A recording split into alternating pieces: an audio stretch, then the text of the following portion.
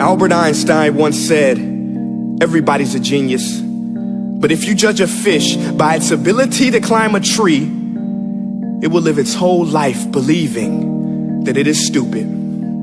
Ladies and gentlemen of the jury, today on trial we have modern day schooling. Glad you could come. Not only does he make fish climb trees, but also makes them climb down and do a 10-mile run. Tell me, school, are you proud of the things you've done?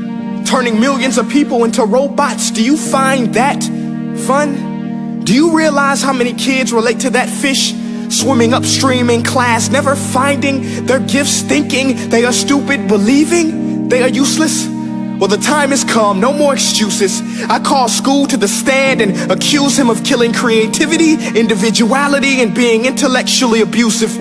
He's an ancient institution that has outlived his usage. So, Your Honor, this concludes my opening statement, and if I may present the evidence of my case, I will prove it. Proceed. Exhibit A. Here's a modern day phone. Recognize it? Here's a phone from 150 years ago. Big difference, right? Stay with me. Here's a car from today, and here's a car from 150 years ago. Big difference, right? Well, get this. Here's a classroom of today, and here's a class we used 150 years ago. Now ain't that a shame? In literally more than a century, nothing has changed. Yet you claim to prepare students for the future? But with evidence like that, I must ask, do you prepare students for the future or the past? I did a background check on you and let the record show that you were made to train people to work in factories, which explains why you put students in straight rows, nice and neat, tell them sit still, raise your hand if you want to speak, give them a short break to eat, and for 8 hours a day, tell them what to think. Oh, and make them compete to get an A letter which determines product quality, hence grade A of meat. I get it.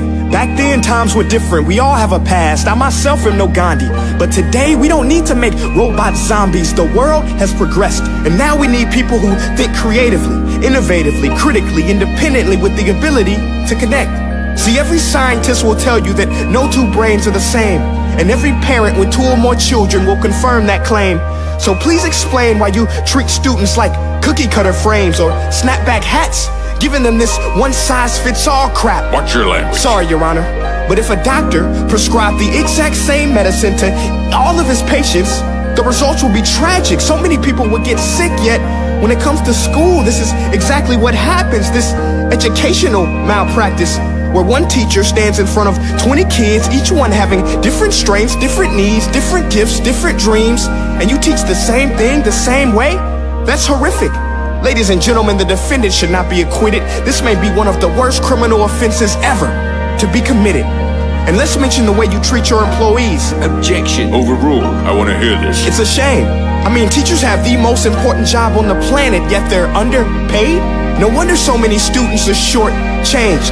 Let's be honest, teachers should earn just as much as doctors, because a doctor can do heart surgery and save the life of a kid, but a great teacher can reach the heart of that kid and allow him to truly live. See, teachers are heroes that often get blamed, but they're not the problem. They work in a system without many options or rights.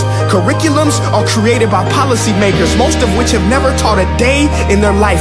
Just obsessed with standardized tests. They think bubbling in a multiple choice question will determine success. That's outlandish. In fact, these tests are too cruel to be used and should be abandoned, but don't take my word for it.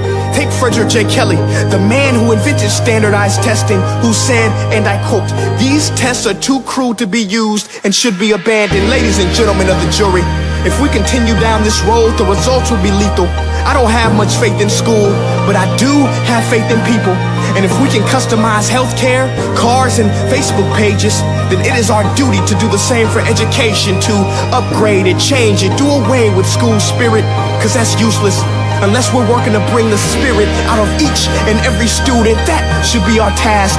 No more Common Core. Instead, let's reach the core of every heart in every class. Sure, math is important, but no more than art or dance. Let's give every gift an equal chance. I know this sounds like a dream, but countries like Finland are doing impressive things.